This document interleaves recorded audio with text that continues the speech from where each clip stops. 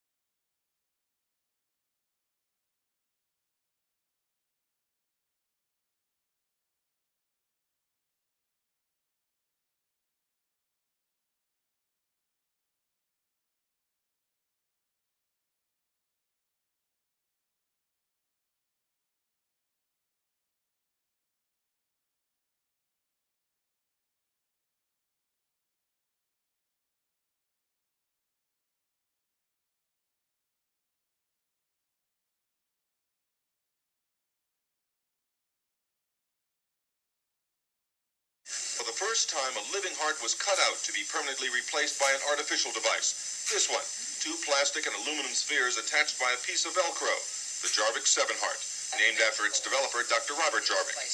It's a time of no turning back. One of the vascular root attachments has been sewn on, and they're now sewing on the other. The heart's in place. They're just about finishing the suturing, and within the next couple of minutes, they'll start to weaning off the machine. 2 a.m. The team of 18 had been at it for 2.5 hours. Things went well until they started to wean Mr. Clark from the heart-lung machine which kept him alive during surgery. As the artificial heart took control, there was trouble. Bleeding, fluid in his lungs, and one of the new chambers even stopped working. And when they couldn't make the one work to their satisfaction, they simply got another one, put it in. The artificial heart is a last resort for Barney Clark. Drugs couldn't help his condition, neither could bypass surgery or the pacemaker. The only possible alternative, a human heart transplant, was ruled out because Clark is too old, 61. 50 is the arbitrary cutoff for transplant patients because there are so few hearts available. Although the Jarvik 7 has kept animals alive for as long as 9 months, there are no guarantees this surgery will work. But after 7.5 hours in the operating room and a day in intensive care, there is hope.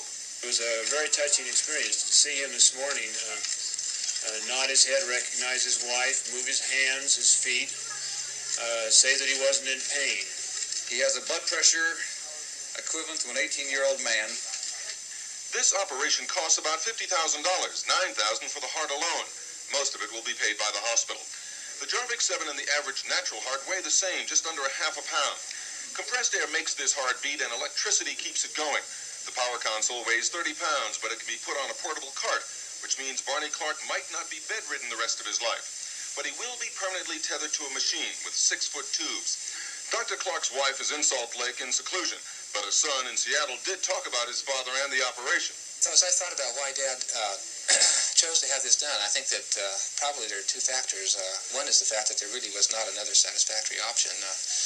He would just certainly die as a result of his heart disorder.